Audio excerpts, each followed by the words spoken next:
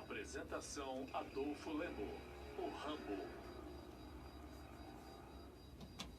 Boa tarde, galera. 17 horas e 25 minutos. Começa agora o programa Vitrine 66. Hoje com o Dr. Alexandre Gonçalves de Matos. Tudo bem, Alexandre? Tudo bom, boa tarde. Prazer estar aqui com vocês.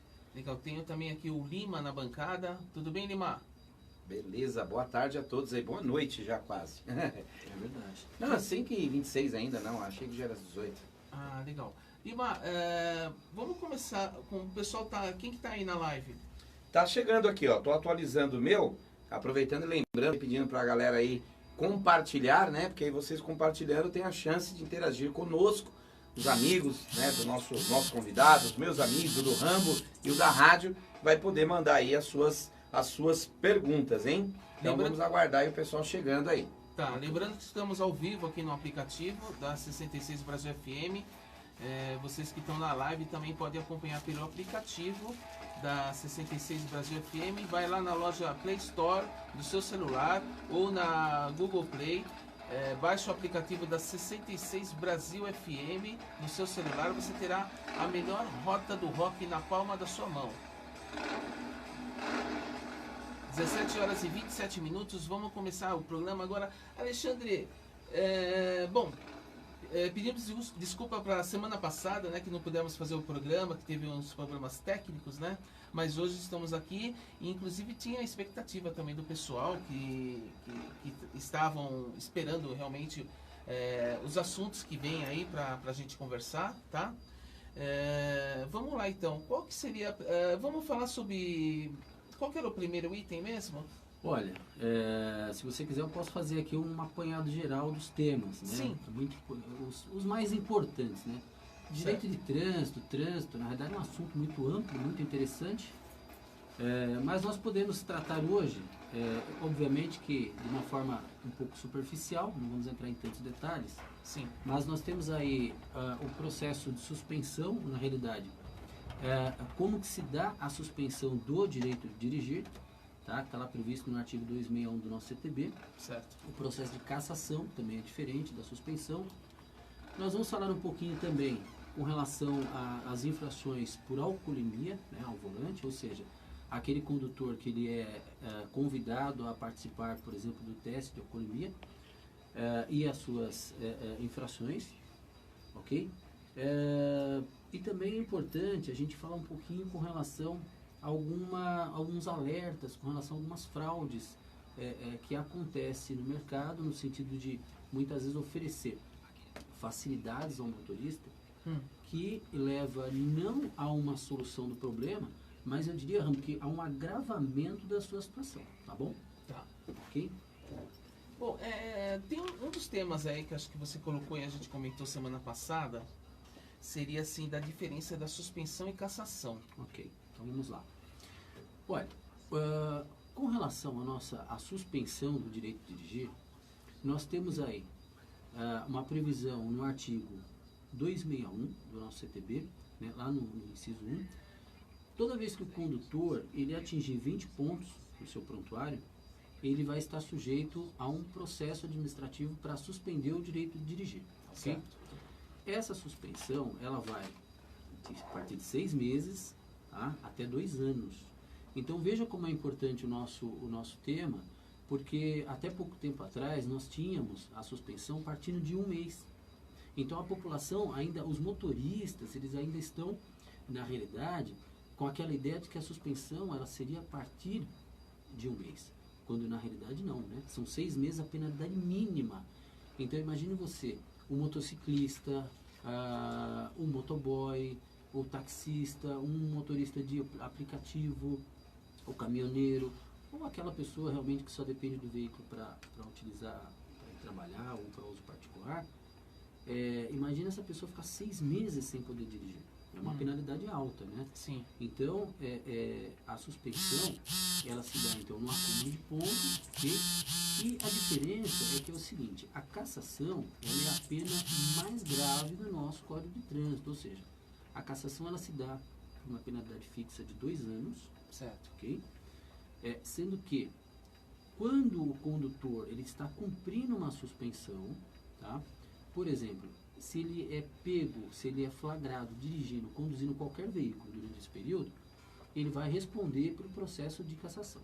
Se for apenado, ele fica 2 anos sem poder dirigir, a carteira fica recolhida, Sim. e depois ele tem que voltar para a autoescola e vai partir do zero, vai fazer tudo de novo, né? Agora, quando eu falo que o processo vai ser instaurado, é uma outra observação que eu faço. A cassação ou a suspensão não é automática.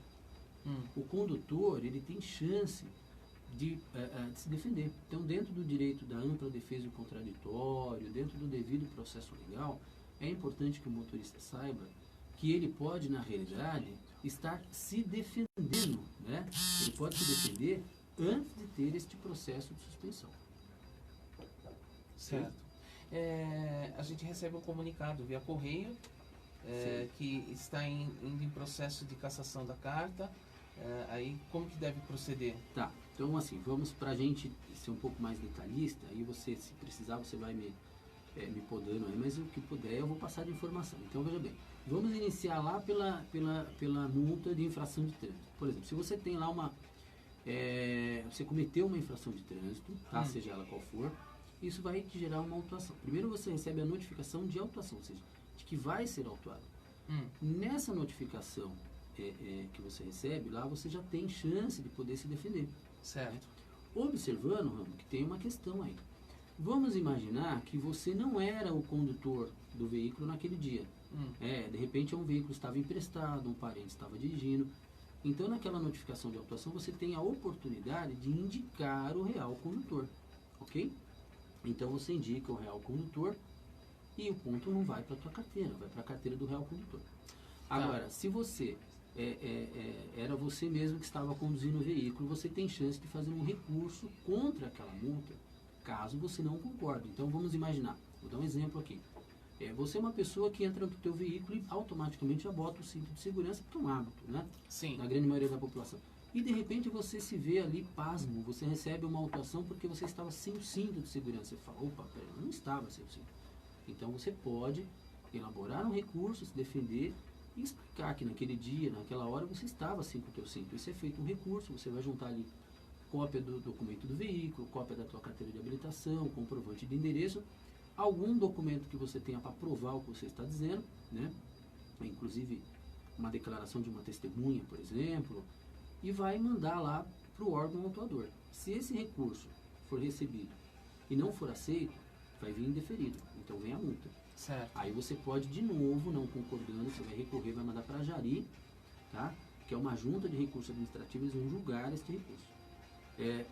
Se a Jari ela pode deferir ou não. Não deferiu, veio o resultado negativo, você ainda assim tem que acreditar, se você estiver certo de que você tem razão, vai fazer o recurso agora para o CETRAN, que é o Conselho Estadual de Trânsito. Então, veja que você tem 3 defesas na esfera administrativa, defesa prévia, Jari e CETRAN, onde você pode pleitear o seu direito de ter essa multa cancelada, no caso desta multa não ser cancelada, né?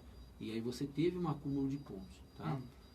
Aí sim, atingiu 20 pontos, o órgão de trânsito ele vai instaurar um processo de suspensão e vai te notificar. Então você vai receber em casa uma notificação onde você de novo vai poder se defender com relação ao processo de suspensão. Então você de novo tem defesa prévia, se você não tiver contente, foi indeferido, você tem direito ao recurso na Jari, tem direito ao recurso ao CETRAN, ou seja, tanto o recurso da multa quanto a defesa dos pontos, você tem chance de fazer 3 recursos de cada, né? Então, por que eu falo isso? Esclareço para a população, para os nossos motoristas, para os nossos ouvintes. Porque temos uma cultura de que o recurso não dá certo, que não adianta, quando na realidade... Muitos até desistem de mandar recurso porque acham que já vai ser indeferido mesmo. Isso, exatamente. Mas acontece que se você não for até a última instância, você nunca vai saber se a tua multa seria ou não cancelada. Então vale a pena o motorista exercer o seu direito de defesa, elaborar o seu recurso, tá? Brigar pelos seus direitos, né? A gente não está aqui incentivando, lógico, que se faça um recurso à torta direito por qualquer coisa, não é isso. Mas o que eu estou dizendo aqui, Rambo, é que se você, motociclista, se você, motorista, condutor em geral, tá? E não está de acordo com aquela autuação, você tem direito a se defender. E acredite no teu recurso, tá? Porque ele vai ser julgado e você tem sim chance de ter esse recurso deferido. Entendi. E até eu ia te perguntar, com relação àquele negócio lá, por exemplo, quando vai cumprir, né, a suspensão, tudo, geralmente tem escritórios que falam que para você colocar que você perdeu a carteira, né? Tá. E eles põem alguma coisa assim, algum recurso para poder Burlar a lei. É. Isso, muito importante a sua colocação. Olha, neste momento, milhares de pessoas aí no mundo inteiro, né, pode estar ouvindo, e eu diria para você o seguinte, tá? Peraí só um pouquinho. Oi? O pessoal, só lembrando que, como nós estamos fazendo alguns ajustes técnicos aqui, o som da live não é o mesmo do aplicativo, Rambo. Então, assim, Pede nós pro temos que pessoal falar... acompanhar no aplicativo, né? E a gente aqui falar com o tom mais alto, que ele tem um tom, né, bem pertinente ali de falar, mas aí como nós estamos pegando o som por ali e não aqui Sim, tá o som sim. só da live, só do aplicativo. Do aplicativo tá ótimo. Então, só pedir pro doutor aí falar um tom um pouco mais alto para poder captar bem melhor. ali para live. Maravilha, então Por vamos favor. lá, vamos se ajustando. Isso. Quem sabe faz ao vivo. Isso. Vamos lá. Então veja bem, essa sua pergunta é muito importante e eu diria o seguinte, hoje milhares de motoristas podem ser ajudados, tá? Por quê? Porque de repente, essa pergunta que você fez, né? Ah, mas existem escritórios, existem pessoas, existem, enfim, N profissionais aí, que orientam, na realidade, o motorista, em vez de entregar a carteira para cumprir a suspensão, é isso? Isso. A fazer uma declaração dizendo que perdeu a CNH, correto? Sim, Então, isso. Veja bem, eu até, inclusive, separei aqui o artigo. É o seguinte, olha, vamos entrar então na cassação, pessoal. Tá. Se você está cumprindo uma suspensão, tá? Seja ela qual for, então a gente pressupõe que você não pode dirigir, óbvio, correto? Você está suspenso, não pode dirigir. Se você é flagrado dirigindo qualquer veículo durante a suspensão, vai gerar o processo da cassação, né? Que é o processo que eu acabei de dizer aqui. Que é diferente de suspensão, Que é né? diferente de suspensão, isso. A cassação, ela se dá de 6 meses a 2 anos, correto? E já a suspensão, aliás, e já a cassação, ela é fixa por 2 anos, ok? Certo. Ok. Então, veja bem, se você foi apenado com a penalidade de suspensão e você entrega a tua carteira de habilitação original, o que vai acontecer? Você está de acordo com a lei, você está respeitando a lei, você entregou a carteira e você obviamente não vai ter dirigir, problema, você não vai dirigir, obviamente, né? Vai usar o transporte público, outros meios de bicicleta, você vai usar, né, o aplicativo, o táxi, enfim. Vai de trem, vai de metrô, mas não vai dirigir, correto? Correto. Tá. Agora vamos imaginar que você não entregou a carteira de habilitação, porque você foi orientado, induzido a um erro, e aí você faz lá uma declaração dizendo que você perdeu a carteira. Certo. E aí você vai juntar o que nesse processo? Você vai juntar uma declaração de extravio. Ou um boletim de ocorrência dizendo que você perdeu, mas é mentira, você está mentindo. Você foi induzido, por exemplo, a mentir. Né? O que acontece? Lá no sistema do Detran, no órgão de trânsito em geral, em todo o Brasil, vai estar constando de qualquer forma, mesmo que você entregue uma declaração, que você, na realidade, está suspenso, correto? Sim. Ok.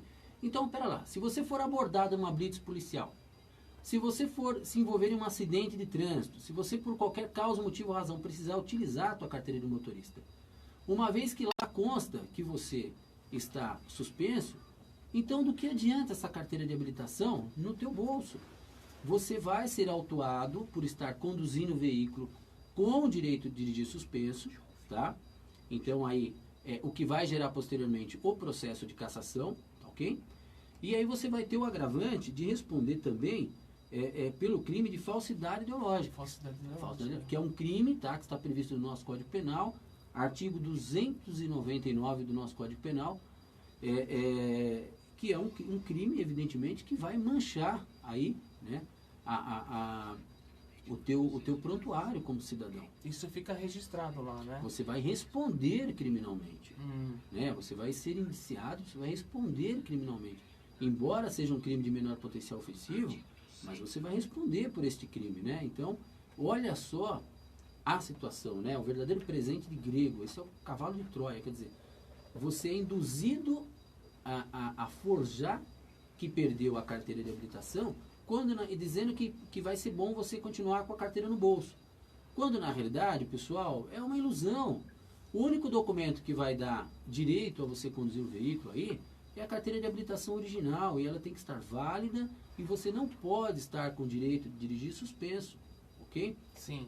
Qualquer artimanha, digamos assim, para burlar a lei, você corre o risco aí de responder pelo crime de falsidade ideológica e ter também o processo de cassação, que aí sim, se apenado, você vai ficar 2 anos também sem a sua carteira. Okay? Essas blitz que tem aí nas ruas, os pontos que tem blitz e tal, as viaturas, o pessoal que faz atuação, né? Eles Sim. têm lá, tem comunicação com Sim, sim. uma central que Sim, vai informar que sim. aquele que está dirigindo, que está conduzindo o carro, Sim. está com a carteira cassada ou Sim. suspensa, Sim. e vai aparecer lá, ele vai ser autuado ali também, né? Exatamente. Olha, nós temos exemplos aí, a Polícia Rodoviária Federal, nós temos exemplos através da Polícia Militar, através do Copom. Quando o policial, tá, ele faz essa consulta, o agente de trânsito em geral, né? Quando você é abordado numa blitz e é feita essa consulta ao seu prontuário, tá? Hoje em dia com a informatização, o órgão de trânsito ele tem como verificar essa informação. Então ele fez a consulta e constatou que você estava cumprindo uma suspensão e você está com o documento original na mão, alguma coisa está errada. Sim. Ele vai recolher o seu documento de habilitação que não deveria estar com você, ok? E aí vai ser instaurado posteriormente o processo de cassação e posteriormente também você pode vir a responder pelo crime de falsidade ideológica. Porque você fez, aliás, é feito um boletim de ocorrência quando perde a carta, por exemplo, ou não necessariamente. Não necessariamente. Mas você- eles orientam para fazer, né? Olha, existe infelizmente falcatruas que orienta você ou a fazer um boletim de ocorrência, tá? Com essa declaração falsa, né? Sim. Ou simplesmente uma declaração onde o motorista vai estar declarando que perdeu aquele documento Ou de foi habilitação, roubado. ou foi roubado, ou foi extraviado, né? Ou botou na máquina lavar, o cachorro comeu, não importa. Sim. Mas isso você só deve fazer se realmente esse fato aconteceu. E aí você pergunta, Alexandre, mas vamos lá. E se o motorista realmente ele está sem a carteira e ele foi apenado? Como que ele faz? Bom, se realmente ele está sem a carteira e ele foi apenado, ele vai entregar realmente aquela declaração. Mas isso não tem nada a ver com aquela orientação. Fique com a carteira no bolso, né? E assina aqui uma declaração. Isso é crime. É crime, aliás, se alguém te oferecer isso, o motorista, uma empresa, não importa qual seja o profissional, né? Independentemente de qual profissional for. Se te fizer esta proposta, você deve inclusive denunciar, né? Porque é um crime que evidentemente tem que ser combatido na nossa sociedade, né? Você acha que até o escritório, vamos dizer, o despachante que fez isso, não sei quem cuidou disso, que orientou o cliente dele a fazer esse tipo de coisa, essa manobra aí, eles também vão ser autuados por conduzir ou até mesmo um processo, porque eles cobram por isso, né? Olha, veja bem, no crime você tem o autor, o coautor, né? Você pode ter os partícipes, então veja bem, não vamos dar nomes aqui, a gente não pode, por exemplo, evidentemente tem que ter muita responsabilidade quando fala disso, né? E a gente não vai tipificar determinado profissional, né? Sim. Então, mas assim, independentemente de qual foi o profissional, se você foi orientado a fazer uma declaração de extravio, de perda, sem que você tenha perdido, e você é orientado a fazer isso para burlar a lei, né, de suspensão, ok? Evidentemente que se você for descoberto, você vai responder criminalmente, e se você apontar aquele que te orientou dessa maneira, também deverá responder, né? Certo. Deverá responder. Com certeza deverá responder. Tá. Lima, tem algumas perguntas aí? Tem. A galera tá chegando por aí, ó. Pode falar. Mandar um abraço já aí. Cris Ayumi, Beto Sampa, todo mundo antenado aí. Lucimara Prates tá dando boa tarde aí, obrigado. O Indião Fábio Oliveira, isso aí, tá por aí também, obrigado. O Petro aí, nosso Petrovic, nosso amigão.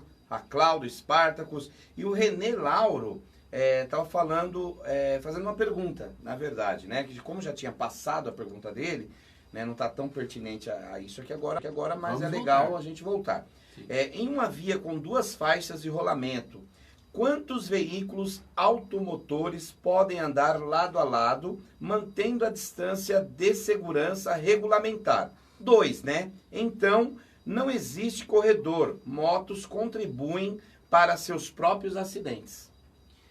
É um assunto complicado. É um tema que eu diria para você assim, um tema, não que seja um tema complicado, né? Mas é um tema que tem que ser amplamente debatido, né? Porque você vai ter os dois lados. Polêmico, né? É um tema polêmico. Até porque as motos pagam também IPVA, essas coisas, e elas não têm uma pista exclusiva para elas, né? Não, e vale lembrar também ao nosso ouvinte, né, que manda esse questionamento, que quando você está tratando aí de dois veículos, obviamente são dois veículos automotores. Mas se você está tratando, por exemplo, no caso da moto, e ele está querendo citar aí o fato da moto estar passando pelo corredor, não há em nossa legislação, ok? Não há nenhuma restrição para que o condutor de moto, tá? Ele não possa conduzir a sua moto no corredor, tá? Entre os carros. Entre os carros. Então, você tem ali, por exemplo, o artigo que fala da distância de segurança, ok, mas espera lá. O corredor, obviamente, ele tem que ser tratado com muita responsabilidade pelo motociclista, obviamente, e pelo motorista. Porque se o motociclista está dentro de uma velocidade que está previsto na via, 50, ele está dentro dos 50 por hora, né? Obviamente que ele vai ter um tempo hábil para fazer a sua parada, ao contrário que se ele estiver passando um corredor a 100 por hora, um corredor que é a 50. Além do que o motorista também do veículo, o que ele deve fazer é se atentar. Se ele vai mudar de faixa, ele verificar antes, primeiro ele dá seta, evidentemente, apontando... É o que muitos não fazem, exatamente, apontando a mudança de faixa, ele analisar, ele verificar pelos retrovisores, com uma antecedência, com segurança, para ver se realmente não se aproxima o motociclista.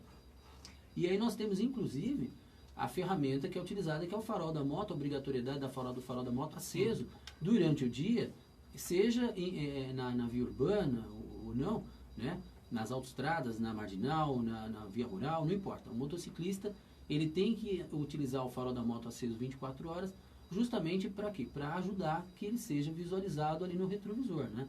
Evidentemente foi uma forma que eu encontrei de responder a esse questionamento, mas o assunto realmente é amplo. Mas olha, geralmente uma pessoa que faz um questionamento desse, a gente sabe, são vários também, né? Mas são pessoas que precisaram de um motoboy para levar um documento em tal lugar, um outro extremo da cidade, e que esse documento tem que chegar rápido. Já precisaram de motofretistas, né? E agora tem uma polêmica também que a gente fala, porque geralmente um motorista, eles usam muito aplicativo no carro, né? E muitas das vezes eu passo aqui na Rádio Leste, mas quase todo dia. E aí a gente vê pessoas respondendo no WhatsApp e tudo. Aí a gente vê acidentes, por exemplo, se eu tivesse que andar atrás de um carro, eu não iria de moto, eu iria de carro, que era muito mais confortável, né? É verdade. A moto tem essa liberdade de você passar entre os carros e ir embora, e agilidade também. E tem que ser respeitado, né? E se todos também de motos andarem de carro, o trânsito para. Né? Você sabe que a população de moto aqui é enorme, né? Vamos dizer aqui que diariamente... a população de moto aqui em São Paulo chega próximo de 4 mil, né? Motos diariamente. Eu estou falando por baixo, viu? Que é mais que isso, tá? Eu não tenho eu acho que é mais de 10 mil. Mas daria realmente um nó, evidentemente, no nosso trânsito, né? Que já é caótico, evidentemente. Mas eu acho que o que nós temos que destacar aqui, pessoal, utilizou o celular durante a condução do veículo, é uma infração, está lá prevista no nosso CTB, né? Se você mudou de faixa, não deu seta, é uma infração, está previsto no nosso CTB. É o que muito acontece. É o que muito acontece. Agora, o que nós temos que fazer, eu acho que o que está faltando para o nosso motorista aí é respeito, sabe, é solidariedade, né? É estender a mão ao próximo, como que se diz, e um ajudar o outro, né? Mas é uma assim, disputa no trânsito, porque assim, ficam os motociclistas... E o motorista. E o motorista, né? Não pode. E eles não vê o lado do outro também. Porque tem muitos motociclistas que são folgados mesmo. Sim, sim. A gente fala motociclista, a gente fala motoqueiro também e tal, mas vamos falar motociclistas, que é pela lei, né? Motociclistas e automóveis. O condutor. Na verdade, o condutor, independentemente se você se identifica como motociclista ou motoqueiro, para o Código de Trânsito, você é um condutor de veículo automotor, né? Então, isso aqui é importante. Eu acho que tem que haver o respeito mútuo, evidentemente, e, acima de tudo, o que está faltando para a população também é dar um pouquinho de atenção nos estudos, né? A pessoa sai, muitas vezes, da autoescola, faz ali o curso, né, de motorista e depois não se preocupa em atualizar. Então, é sempre bom dar uma lida no Código de Trânsito, né? Acompanhe as informações com relação ao trânsito e as suas regras, suas normas, que as dicas com relação, por exemplo, né, a direção defensiva, aos primeiros socorros, a questão do direito do meio ambiente, para você não jogar um lixo através do vidro do teu veículo, pode atingir, por exemplo, um motociclista ou um motoqueiro, né? Então, eu acho que é isso. A distração também de usar aplicativo, a gente já viu acidentes com motociclistas, inclusive até em rodovias, né? Mas principalmente no trânsito de São Paulo, a moto para atrás do carro, que é um risco para o motociclista, né? Porque Sim. vem um de trás, se o cara não vê, É esmagado, né? é diferente de um carro, que você vai colidir, vai amassar a lataria, mas não chega a vitimar tanto, né? O para-choque é o motociclista. Sim, né? Eu não paro. Eu não paro difícil, em hipótese né? nenhuma. Ó, continuando o Renê aqui, o Pode Rambo, falar. inclusive ele está debatendo bastante, que vai ter bastante coisa para falar dele aqui, importante. Ele colocou aqui, ó. Agradeço a participação Sim, dele. claro, claro. Pegando o que ele tinha colocado lá da distância segura e tal, Sim. ele colocou, os carros não podem nem desviar de um buraco, porque sempre pode haver uma moto ao lado. Também acho. Sim, aí pegando isso, antes disso, agradecer também o pessoal lá de Ribeirão Preto, que está na escuta também aí, o Claudinei Scarpini, do Motoclube Igualdade, né? Tá aqui, mandou boa tarde, Rambo, um grande abraço do Igualdade Motoclube Ribeirão Preto. A 66 Brasil FM está show. Ele estava na outra live com a gente também, não deu nem tempo de falar dele, porque passou. Sim. O Everton Bittencourt, Dorinha, Sérgio Leprechal. E aí, o Petrovic mandou, ando no corredor somente quando o trânsito está parado. Com o trânsito em movimento, uso, né, a faixa de rolagem normalmente, que é o que nós falamos agora, por questão de segurança do motociclista. A Mari Leone tá aí, obrigado. Aí o Renê colocou assim, ó. As motos obrigam o carro a ir mais para o lado e não faz isso para ver. Motos mudam muito mais de faixa e não dão seta. Sobre o que a gente estava comentando, dos motoristas que o Ramo comentou Também aqui. acho, viu? Aí, Tem razão. o Bento Júnior Cordeiro, o Bento é o nosso parceiro aqui, também tem um programa de quarta-feira, né, músico. Doutor, há uma estatística, quantos recursos do condutor são acatados? Me parece que administrativamente pouquíssimos recursos são deferidos. É fato ou é lenda? Olha só, que saia justa, hein? Olha, eu digo o seguinte, eu acho que nós temos que desmistificar essa questão. Eu acho que muito antes de se preocupar se é fato, se é lenda, se nós temos aí uma porcentagem, evidentemente eu não tenho neste momento uma porcentagem de quantos recursos são deferidos, tá? Depois eu vou deixar aí evidentemente o meu contato, mas o que eu posso dizer é o seguinte, olha, eu estou atuando na área, prestando uma assessoria, né? Eu sou instrutor de trânsito, credenciado pelo Detran de São Paulo, e já especialista em direito de trânsito, né? Pós-graduado em direito de trânsito pelo SEAT, ok? E eu digo o seguinte, palestrante, ministro cursos, enfim. Mas eu digo o seguinte, olha, dos milhares e milhares de recursos que são apresentados, dezenas ou centenas desses recursos, eles são deferidos. Então, aí você entra naquela situação, né? Se você tiver ali 100 multas, tá? Para serem julgadas, e se você tiver 1, 2 ou 10 recursos que forem deferidos, eles foram deferidos porque aquela multa não deveria existir. Isso vai estar sendo corrigido, né? Então, o que eu acho é que o motorista ele tem que primeiro fazer valer o seu direito antes dele entrar nessa paranoia, de repente, de falar, eu não vou fazer o recurso porque dificilmente vai ser cancelada a minha multa, né? E muitas vezes ele faz a defesa prévia e o processo é indeferido, ele não dá continuidade, está errado. Porque você tem o recurso a JARE, né? Que são as juntas administrativas julgadoras desse recurso. Se a JARE não deferir o teu pedido, você ainda pode fazer uso do seu direito de defesa e mandar o teu recurso para o CETRAN, que é o Conselho Estadual de Trânsito, ok? E aí o Conselho Estadual de Trânsito vai dar a última palavra na esfera administrativa, né? Então você só pode falar que perdeu, tá? Depois que você chegou na última instância. Agora eu faria uma outra pergunta, né? Quantas pessoas, quantos cidadãos, na realidade, fazem o recurso e fazem corretamente e vão até o CETRAN?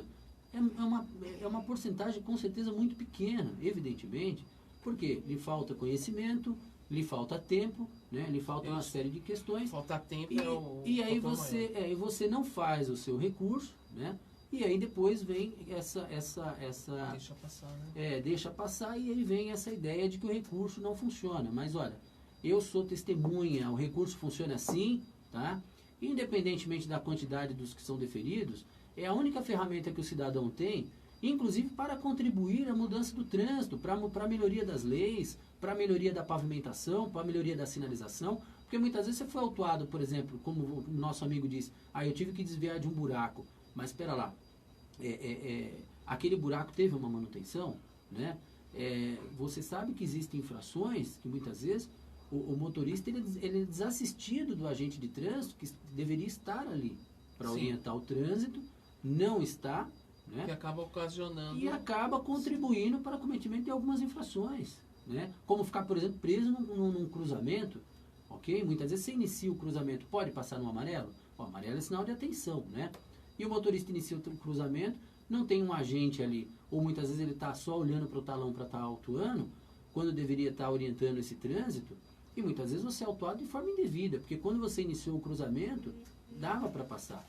Por algum motivo parou o veículo à tua frente, você ficou preso num cruzamento. E pergunta, esse motorista é justo uma multa? O caminho é fazer o recurso. Você já viu que tem muito acidente de motociclista também, que pedestre que passa no meio dos carros. Fora da faixa de segurança. Eu infelizmente eu já tive o dissabor, né, de presenciar um acidente desse, tá? Eu estava parado no trânsito, na Rua da Consolação, e aí uma senhora cruzando no meio, entre o trânsito, né? Perigoso, hein? E o motociclista veio e acabou acertando ela em cheio ali. Foi um acidente grave, né? Espero que depois ela tenha ficado bem, né? Mas nós temos aí várias histórias com relação a isso. E também é uma infração grave, né? Por exemplo, um pedestre atravessar no meio dos carros, porque já atravessar uma via já é um ponto de risco ali, né? Sim. E ainda atravessar fora da faixa, porque assim, ninguém espera, mas E a gente fala também que o corredor é uma concessão dos carros para permitir que a moto passe. Na verdade é isso, né? Tem o corredor porque os carros deixam espaço para poder as motos passarem, porque ainda mais na Consolação que você falou, né? O fluxo é bem lento e as motos realmente utilizam esse corredor, um dos maiores corredores de Consolação, Rebouças, né? 23 de maio, né? Nós temos um grande corredor também de moto. Já se tentou fazer faixas exclusivas para moto, a gente percebeu que isso não funcionou, né? Mas ainda está em questão isso aí? Então, estão estudando? Então, eu não tenho dados. O que eu sei é que não funcionou, né? Não pegou, digamos assim. Isso não foi levado adiante como se deveria ou não, né? Mas o que eu sei é assim, tem que haver sim um respeito entre todas as partes, né? Seja o motociclista, seja o motorista de carro, seja o caminhoneiro, seja o motorista de ônibus. O que nós temos que fazer, na realidade, é dirigir um pelo outro, né? Acho que esse é o melhor caminho. Você vê como o tema é polêmico, né? É polêmico. Pedestre, motociclistas ciclista. E ciclistas também, você Sim. vê. Muitos acidentes com ciclistas também. Uns estão certos, outros não. Alguém vai estar certo e alguém vai estar errado, né? Aqui na Sumaré, tinha um corredor de moto que funcionava muito bem. Inclusive, eu passei várias vezes lá. E eles eliminaram aquele corredor para aumentar as faixas de ônibus, faixa não sei da onde, e tiraram. Que muitos motociclistas não andavam naquele corredor. Não, andavam sim.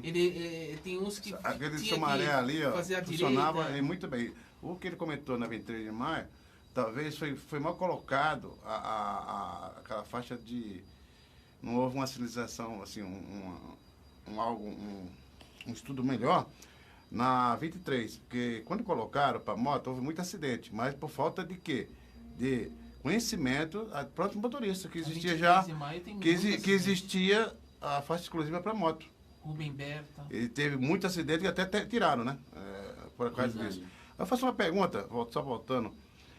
Por exemplo, eu não sei qual que é o departamento de trânsito que